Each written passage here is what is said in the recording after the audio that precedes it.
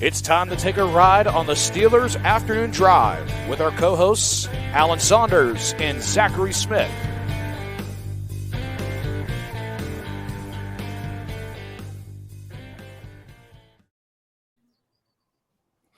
And welcome in to another episode of the Steelers Afternoon Drive. I am Zachary Smith. That is Alan Saunders. We are once again, before we talk any football on here, begging, asking if you guys will subscribe, like, hit that notification bell, leave us a comment down below, leave us a 5-star review if you were listening on one of the several audio platforms that you can now find the show on, which is great. We're on Spotify, we're on Apple, we're on iHeartRadio, we're on Google Podcasts, anything, anywhere that you would find your normal podcast selection, you can now find Steelers Afternoon Drive.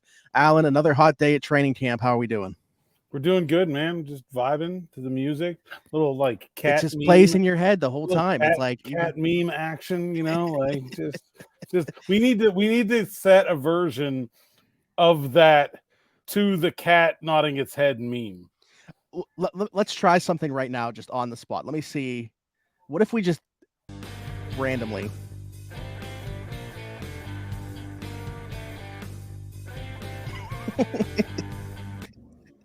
The best part is theoretically, we don't ever even get to the best part. There's like a killer guitar solo later. We'll have to find some time to just like play the whole song. Maybe we'll have a live appearance. No, what we'll do is, I believe this channel is getting relatively close to 10,000 subscribers. Once that happens, we're just going to play the full song to open up the show. There we go. All right, I like it. Celebrate that happening. I like it a lot. All right, let's talk about training camp. I think we have to open up with what everybody's kind of talked about today. Mike Tomlin even acknowledging it, that Joey Porter Jr. won the day. Rookie cornerback Joey Porter Jr. He's been a standout through these first few training camp practices. Even when he's on the receiving end of some George Pickens violation, it's not necessarily because he's doing anything wrong. Joey Porter Jr. standing out once again today. Yeah, so he had a absolutely ridiculous interception over Hakeem Butler in a 2-on-2 period. Is that video out there on Twitter? Because I didn't see it. And it's almost as ridiculous as what Pickens did to him. I mean, Butler is huge. Yes. And he goes up and Porter's just like, no, mine. Takes it right out of his hands as they're falling to the ground together. Awesome interception. And that was in like a 2-on-2, you know, 2 receivers, 2 DBs, 2 routes kind of drill. And then a 2-minute drill at the end of the game. First team offense, first team defense. Kenny Pickett kind of flushed from the pocket, stepped up, probably would have been sacked, made a poor decision to throw the ball on the sideline, I believe looking for Cody White on a comeback, and Joey just ran the route better than he did. Diving interception at the sideline. I think his elbow got down. It certainly wasn't his whole body, but there was a referee right there, called it good. So a walk-off win literally for Joey Porter and the first team defense. But then Mike Tomlin, love this, goes over to George Pickens on the sideline right there in front of where the play was made. Now, Pickens was not in at the time, but said he won today significantly. See your ass tomorrow. Young guy's getting better. You know, like, I love that stuff. We talked yesterday about how much I love that stuff and how much I love and appreciate that part of what Mike Tomlin does. But, man, like, like George is going to be 10 feet tall tomorrow at Latrobe High School, or not the high school, but Latrobe Memorial Stadium for Friday Night Lights, because it's officially on between those two. There's no question. You know what's funny is, like, our conversation yesterday, and then I recorded with Tyler, my co-host, around the 412 last night, and without me even saying anything about the conversation we had, he was just like, I feel like Tomlin's in his element this year, like really not having any distractions, just really embracing like the mixture of youth and the vets that they have. And I was like, dude, that seems to just be like the overwhelming storyline so far here early in camp. It really is. It really has been. And another great example of it today with just the way he's been pitting those two against each other and tweaking George a little bit today after Porter got the big win. You know, they're going to be fired up tomorrow night. Really excited to that. If you're coming out for Friday Night Lights at Latrobe Memorial Stadium, it's always one of the best practices of training camp. The guys get super jacked up to go do that. And it's usually well worth the entertainment value. So we're excited about that one. But I think, you know, Joey, like, it's not just that he won today. Like, I think a thing that was said about him a lot in the pre-draft process, because of the lack of interceptions in the stat sheet from his time at Penn State was that, he doesn't have hands, or he can't catch, or he can't make a play on the ball. And like, not only is that not true, it's the opposite of true. He is incredible. Like, he has the best hands of any wide receiver or any non-wide receiver on the team, probably. He's great at it. So, I mean, I think that, scouting goes way beyond the stat sheet.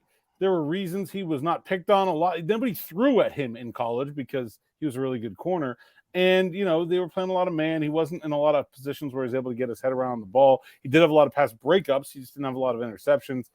Man, he will be an interception guy in the NFL. I don't think there's any question. I think we can solidly put that narrative to rest already. I was just saying what you did. I think he had like 11 or 12 pass breakups, but just the one interception. So, you can kind of look at it like, hey, get him around a guy like Patrick Peterson, who's turned those into interceptions at the next level, and figure out how Joey can do that too. Some of that's just luck too. Like interceptions, they can be fluky. So great to see the early returns on him, but it's not just Joey Porter Jr. that stood out amongst the rookie class. I mean, Keanu Benton had a nice day today. Darnell Washington catching a touchdown later in practice. Herbig has stood out seemingly every single day. In some capacity, he's making a play and putting himself out there. I mean, the early returns in this rookie class are looking good. Yeah, I mean, training camp is often a lot about the rookies, and I think we're starting to see some of those guys step up a little bit. I thought Keanu Benton was pretty quiet early in training camp. I thought he was very good today, even in a day without pads, like 2 days after. Usually you have 2 padded practices in a row, then you have a day without pads. No vets in there. It's kind of like a slog usually. I thought he had a lot of energy for a big guy, really moved the pocket back a couple times. And in that 2-minute drill, I was very impressed. You're kind of in the middle of a double team kind of block, got 2 hands up, swats down a Mitch Trubisky pass at the line. I thought that was really impressive from him. Good to see. He's not going to be a guy who's going to get to the quarterback a lot just playing that position, but it's great to see he has those kind of instincts. And I talked to him afterwards about it. He was like, yeah, it's not like it's something I've been working on. I don't know. I wasn't getting there, my hands up, I didn't even think about doing it. And so I think that's actually a good sign that that's just who he is and what he does. And you love to see that. Herbig had at least 1 sack in a team period today, might have been 2. Probably would have got one on that play that ended up going to be an interception to Porter. I don't know. Kenny's tough to bring down. So it's hard to like call things sacks against him in a non-contact setting. But Herbig was right there. And Pickett tried to step up and he kind of ran him down. He's been really good. Darnell Washington scores the game-winning touchdown for the second team on about a 25-yard seam route. Caught the ball, elevated up in the air to catch the ball, came down at about the 3-yard line as there were 2 defensive backs kind of converging on the area where he was. I think it was Duke Dodson and Trenton Thompson. And I don't think either of them had like about a combined 1% chance of making that tackle. Like that guy with that kind of head of steam at the 2-yard line is in unless you got a Mason out there building a brick wall. Like that's about the only way you're stopping that guy at that point.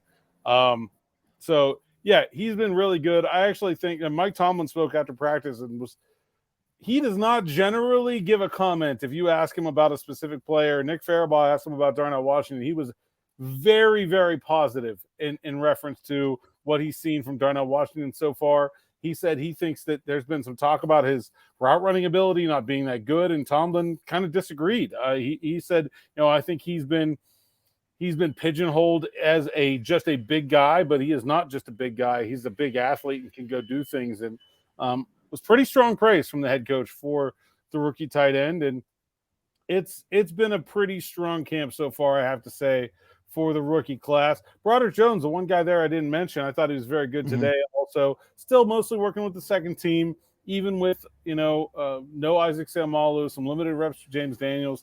They moved some guys around today, but it was still mostly Jones with the second team.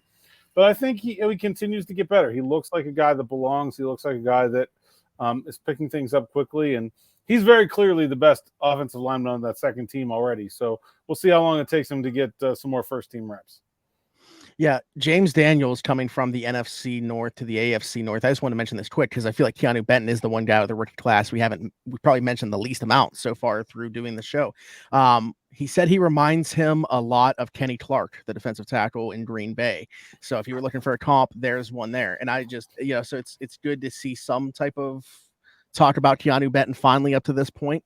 And Keanu said, I talked to Yeah. him, so he said he's been going against Nate Herbig a good deal, and he said Herbig has been great with him, where like he'll be like, no, that move was working, just keep doing it, don't give up on it, or like like work on his hand placement, work on like the strategy of things, and say like, well, I know you do this, so you can't do it every time, you got to mix it up, that kind of thing. Like, and he said well, obviously, Benton and Nick Herbig, college teammates at Wisconsin, and he said that the three of them, the Herbigs and Benton, trained together in the offseason. They all came to camp together in the same vehicle, which I assume is now being refitted for a new suspension while they're here in Latrobe, because that is over the capacity of any known passenger vehicle. I'm fairly certain that's like 700-800 pounds a guy, maybe. That's a lot. It'd be hilarious if it was like a real small car, if it was like a 2-door Cavalier or something that they pulled up. A 2-door Cavalier would not that is over the weight limit there. That would not make the drive. It was some kind of bigger vehicle, but it was. That makes more sense. That's a lot of, and they also brought a shopping cart full of snacks with them, which you also love to see. The rookies are supposed to bring snacks, so 2 rookies in the same car, obviously that a lot, and a linebacker and a defensive lineman. I assume those rooms can eat okay. But yeah, he's been quiet, I think, but in a good way. I was talking with another reporter today about Braden Fehoko, who I think has been very good. And he said, I haven't noticed him. I was like, it's a nose tackle, man. He's doing his job. And I said, the thing that stood out to me is like, every time I've seen a linebacker make a big hit, Fajoko's been in there. Like, he doesn't probably have a single tackle, but when guys are making big plays, he's been the one that's clearing lanes for him. And I think you're going to see that with Benton too, where it's the same kind of thing. If you're just paying attention to the stat sheet, it might be like, how's this guy a second-round pick? But I think he's going to make the defense a lot better when he's in there. Let the linebackers play free. Yeah, and so has there been, because I know we had the conversation yesterday, it's like you got Patrick Peterson kind of for Joey Porter Jr., you got Allen Robinson for George Pickens, Isaac Seumalo for Broderick Jones. Is there somebody that's you've kind of seen take on that role for Keanu Benton, like Cam Hayward, anybody else along the defensive line, kind of taking him under their wing? I mean, Cam is there. I don't know that I've seen like Cam and Keanu really get together that way. I think it's probably more been like Braden Fehoko, Mon Adams. Those are the guys that really like do his job. That I saw. Speaking of Monty Adams, Nick tweeted out that he was in coverage or something at some point today. How did that happen? Oh, like what? Well, it's just like a zone blitz, where a defensive lineman like takes 2 steps backwards and stands there to confuse the quarterback, and George Pickens comes across on a drag, and Mont kind of lit him up. Was not what he was expecting to be there, I don't think. You're running across the middle, and you tend to look upfield and be like, oh, where's the safety? Where's the middle linebacker? Not like, there's the nose tackle. That was that was a little bit unexpected, and I think he got him a little bit. But yeah, the defense, I think, in general, and we can probably talk about this more extensively, a little bit ahead of the offense right now. I think they're doing some more consistent things. I think that's the difference for me. Not the offense is making big plays. We've talked almost every day about like, oh my God, did you see what George Pickens did today? And I think we've seen more explosive plays, but I think the defense has been overall more consistent. But the one guy we didn't get to talk about that rookie class is Corey Trice. Obviously, out for the season, and still haven't gotten an update on what the injury is, but obviously some kind of significant knee injury. And but man, the guys behind him, solid day today, very solid. I might be like specifically talking about like today's practice and like things that's on the field. That was probably the thing that stood out to me the most. Okay, so like let's go there, because I know that I've seen people talk about like Madre Harper, kind of his name was floated out there for like kind of for the first time in training camp, but like Kenny Robinson, who's seen some time with the ones, Chris Wilcox making the play as well, James Pierre, because nice to see him. He was a guy that I was potentially looking at Corey Trice leapfrogging. But if James Pierre is going to have to play, in some capacity, whether it's just as like a number 2 option on the boundary or whatever it might be, it's obviously great to see him have those reps in training camp. Yeah, I thought Pierre was really good today. I thought he's actually been pretty good all camp, and he was, to me, better than he was in OTAs, and I thought ahead of Trice before his injury. But Pierre was really good today. Had a diving pass breakup at one point that was really a spectacular play. He said that's been a focus for them, is that they want to get their hands on the ball more. Not just, obviously everybody wants interceptions, but in terms of making plays on the ball and not just tackling the catch, and being secure enough in what you're doing that you can do both. So he made a really nice play. Chris Wilcox broke up a play in 7 shots. Haven't seen a lot from him so far, but that was a nice one. Madre Harper, I thought, had a really, really good day. I've seen very little from him to this point, but he forced a fumble. I thought he had another really good coverage downfield on a pass that was like a home run kind of pass through the middle of the field, and closed some. There was a gap there, but he closed it late and made a pass breakup. Kenny Robinson is good, man. He's the guy that's very interesting because of his background, right? Where he goes to West Virginia, they play a weird defense. It's like a 3-3-5 base. It doesn't really fit.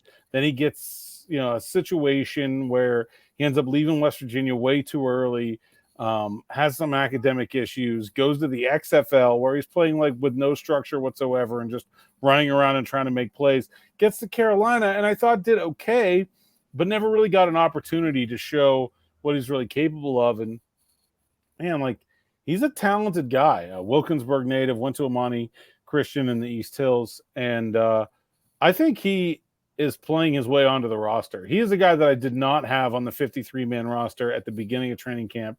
That right now, if I was going to do it again, I'd be like, man, is there a way I can fit 41 in there? Whereas at the beginning, I was like, yeah, I'll throw him on the practice squad. Like now, I feel like I would.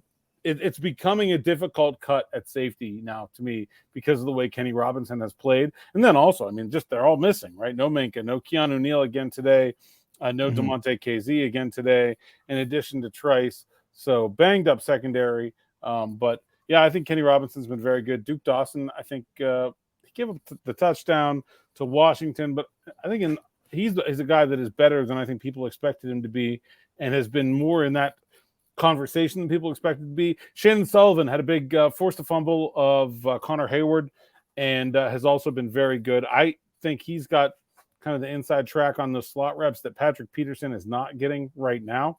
Elijah Riley's been there too, but I think Sullivan's been steadily getting better, looks more comfortable in the defense now than he did at the start of camp, and kind of, in that group, he's the one guy that has a ton of NFL experience. So it does make sense that he's sort of separating himself, but good to see him produce and have some good feelings about where that spot is, because really, that's kind of it. It's him and Pat Pete, and they don't really know what else.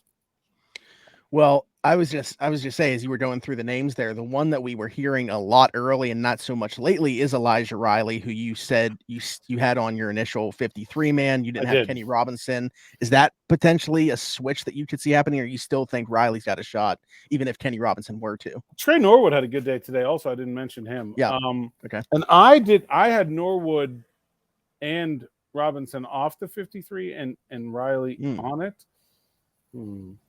Injuries are going to make that difficult, I would say, at this point. I don't, without having a healthy top three safeties, I would have to think that you're looking at more depth there. So could come.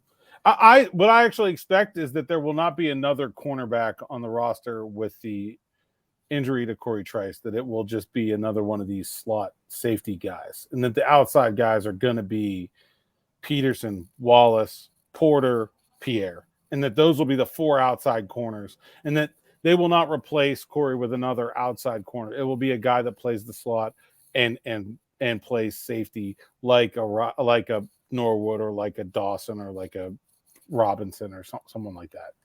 What's hilarious is I didn't even tell you this. My friend Doug texted me earlier, this morning. It was 10 a.m. and said, "Do you think they replace Trice internally or go out and get somebody?" And you just brought it up on here without me even knowing it. It's like you knew. I got you, Doug. Anytime, anything you want to know. There you go. I guess because of the way that the defense, you mentioned all the names missing and it being we use the word patchwork secondary that they're throwing out there right now. I'm at least a little bit surprised to see that the offense has struggled the way that they have going against them. One, I know that it's early, but is that cause for concern, do you think? And let's just let's just talk about the offensive struggles today.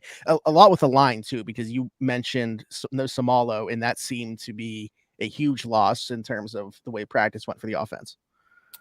Yeah. So I think it's a little connected there, but I definitely think the defense is ahead of the offense. I said that. I think the passing offense in particular has been just not very consistent. Talked to Zach Gentry today, and he was like, look, I think we're farther along than we were at this point last year in terms of like, we got Kenny, we know what we're doing a little bit more. It's like, but we haven't been executing.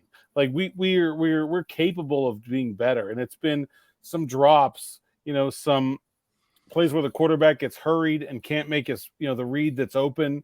So a couple tough throws, no question about that. A couple poor decisions from the quarterbacks, and then some good plays from DBs. Like I'm not faulting Hakeem Butler for Joey Porter Jr. being a freak and ripping the ball out of his hands. Although Hakeem Butler had a very poor day in general today. Multiple drops, got called out verbally by Mike Tomlin, who said routine plays routinely after one of his drops, loud enough that the people way up on top of the hill could hear it.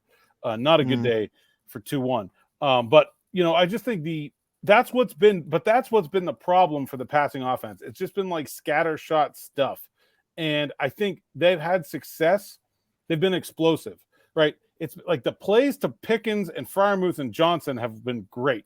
And like everything else the passing offense has done has been like, like there just hasn't been a lot of consistency. They haven't really been moving the ball. Like the 2-minute drill with Kenny Pickett and the first team took them 3 plays to get the first down. They were on 3rd down for their second third down when they threw the interception. So like just not moving all the pieces together as one as a passing offense right now. They are getting the chunks. I just think I would hesitate to say this is an offense that is going to be consistently good passing the ball. The flip side of that is they've been really good running the ball.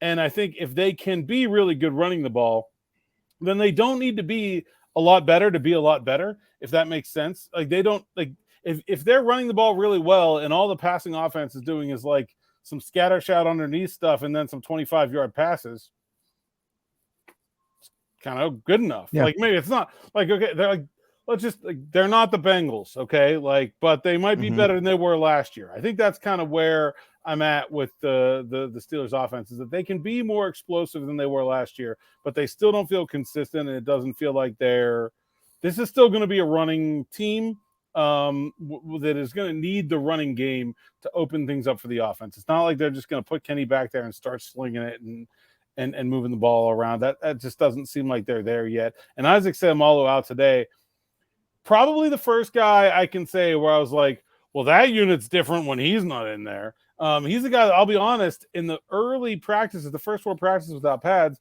I didn't really notice him that much. He stood out to me in a really good way once they put the pads on, started run blocking. I thought he was their best run blocker. He looked great. And then today he gets a vet day, and I'm like, it's last year's offensive line all over again. Get Kenny out of there. Oh, my God, things are happening. It really was a dramatic difference without him in there. There was some They missed a change in assignment on one. I'm not sure what happened on the other one. Chooks had an offside. It was just a scattershot bad day, but I attribute a good bit of that to the big guy not being in there, because I think he's a big part of that offensive line and pretty important. Bunch of vet days today, I should mention, not just him. Cam Hayward and TJ Watt, Allen Robinson, Deontay and Keanu Neal, both were kind of in the injury report, so I don't know if they're still banged up or it was a vet day, but neither of them practiced.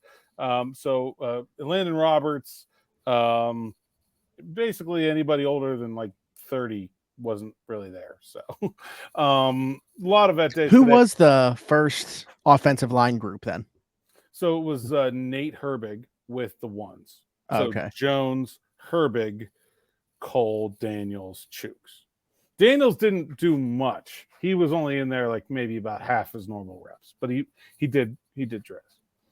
So, I mean, it looks like Herbig got a pretty good shot of being that 6th offensive lineman, the swing interior guy. Do you think he's going to end up being the primary backup at, like, because I've seen some conversation about this, at all 3 of those inside spots? I haven't seen him take a snap, so I don't think he'll be the backup center. I think I think right now it's Kendrick Green, but they don't seem to be very happy with him. In fact, Ryan McCollum took some second-team reps today. I think the answer, if there's a long-term injury to Mason Cole, is that James Daniels will play center and Nate Herbig will play guard. The question is what happens if it's a short-term thing and you don't want to mess up your whole team. And also, you just need a second-team center to be a second-team center all year, for practice and, for all kinds of other reasons. You need to have two guys that can snap the ball on a daily basis and not have your backup be your starting guard. So I assume that that's going to be Kendrick Green kind of by default, but they certainly don't seem pleased with it. Maybe that could be a position where they go look to add somebody. I don't know. And then tackle's interesting too, because Broderick Jones has been really good, but LaRaven Clark has not been good. I don't think they have more than the 3 tackles that they feel good about. So it's like the offensive line is like 3 tackles, 4 guards, and 1 center. I'm like, I don't know if that works, but that's what they've got that they feel really good about right now. They're going to need the offensive line to stay the exact same health as they did last year, where luckily they just had the same 5 unit and were able to roll them out the entire time. If that happens, it doesn't matter what your depth is like, but I don't think they're planning on that. No. Just to ask about a guy that we keep talking about this offensive line, haven't heard his name, Kevin Dodson.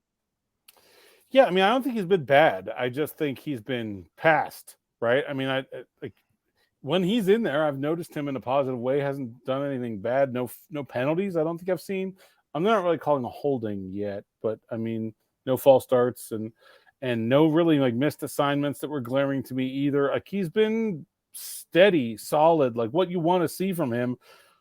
He's just a 4th guard. It's tough. He's in a tough spot. I really think they should be looking to trade him, but I don't know if they'll find something that makes sense for them, because it's hard to envision a scenario where he sees a lot of playing time this year. And that's really a shame for a guy that's a 4th round pick and has done well for his draft stock. He is what you expected him to be. Sure. Yeah. I kept thinking he was going to get moved for a day 3 pick in this past draft. I just assumed, I was like, oh, we're going to see Dodson moved for a 6th round pick or something like that. And it just didn't come to fruition. So I was kind of surprised. Do you get the sense that he's okay in his role here, or do you think that he'd rather move on? Not really. I kind of I don't think he knows he's not in a position to ask for anything, but I think he would be very okay with that. Okay. All right. Anything else stick out to you at today's practice? I'm sitting here going through right now, trying to think. Talked about the offensive line, just the offensive struggles in general. Anything else stick out to you? It was hot, and nobody had a heat-related deal, so that was good. No injuries in general. Obviously, without pads being on, there's less of a risk of that, but that's still great to come out of. Somebody in the stands yelled, "Allen!" And I went over, and I'm like, "What's up?" And they were like, "I love you when you're on Chris's podcast." I'm like, thanks. So I got a fan from my appearances in Locked On Steelers. Well, I usually appear with Chris Carter once a week, usually Monday or Tuesday. But I was thinking in my mind, here it is. Here's the question shouted at me from the stands. Let me have it. No, got my hopes up and then right back down. Award-winning podcast guest. You got to get that award-winning. I am an award co-host. Now I need to be an award. Right, we have not won an award though. We need to. No, that's what I'm saying. That's what we're working towards, and then that person shouting will be for me. Yeah, you hosting Steelers Afternoon Drive. Yeah, but Carter's cool, and you should listen to Locked On Steelers in the mornings also, especially when I'm on, because is it it's not the same day every week, is it? It's usually Monday or Tuesday, but it's not the same day every week. Okay. Yeah, I was just saying, I feel like I've seen a little bit of fluctuation with that. Still no cars. That we've seen. Somebody did comment and asked what type of van our logo is. So did you see my response? So look, no, I didn't see a response. It can be whatever kind of van anyone that wants to sponsor the podcast claims it is. Okay. If you have a Chevy dealer out there, we will slap a bow tie right on the front of that bad boy, and we will shill for whatever Chevy van. They don't even sell those kind of vans anymore, so no one's going to want that service. But look, if someone wants to pay to put their logo on our van, 100%, I'm in. We'll do it. We'll do it. In fact, unbiased, I would do that. We will come to your dealership and do this in a van. That's totally fine by me. I'm in. Wow. I'm in. Yeah. I'm in. But we need the cars and we need shouted questions. And I think you and I probably need to be a little bit more aggressive on our Twitter feed about making this happen. I think we're kicking it because Friday Night Lights, okay, there's going to be more people. There's probably going to be some tuned up people, which is always good for shouting, right? Like that's a plus.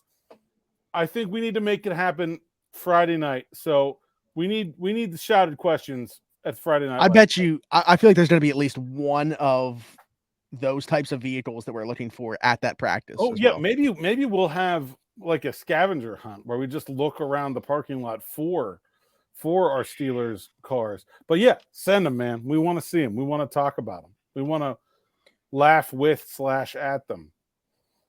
Yeah, it's great, dude. The Steelers fans are awesome. I think blessed to have this job, but I think what makes it special is that like win or lose, good or bad, everybody cares. And not just like year round, not just like everybody. Like I say that, like not just like the diehard football fans, but like people at the grocery store, grandmas, like like kids. Everybody cares, and it makes doing this really special.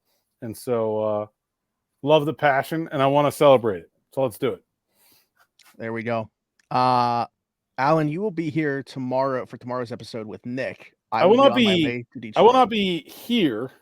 But I will be here. In this still be on the people's screens. Yes. Yes. So tomorrow's practice is at Latrobe Memorial Stadium, downtown Latrobe. We will be recording before the practice and then come out in the afternoon like it normally does. And I'll be with Nick Faribaugh because Smitty is, where are you going? Going to Michigan? Going to Detroit. Okay. Ford Field. Gonna see a very, very random baseball game tomorrow night. Between the Tigers and Rays, and then I'm going to WWE SummerSlam the following night at Ford Field. Okay, yeah. Now sponsored by Slim Jim. Oh yeah. Wait, did you see that? You know that their battle royale? Yeah. Okay, so the battle royale tomorrow is sponsored by Slim Jim. I was wondering where you pulled that from. Yeah, love it. There we go. Alan, tell the people where they can find you. At @Saunders_PGH, Twitter, Instagram, anywhere else that matters. At PGH Steelers Now is the site's Twitter, SteelersNow.com, at PGH Steelers Now on YouTube, which if you're watching, you have already found. And if you're listening, you can go there. And if you're watching, you can find us on Megaphone, Apple, Spotify, iHeartRadio, all the good places. Smitty's got a link tree in his social media. And that's it.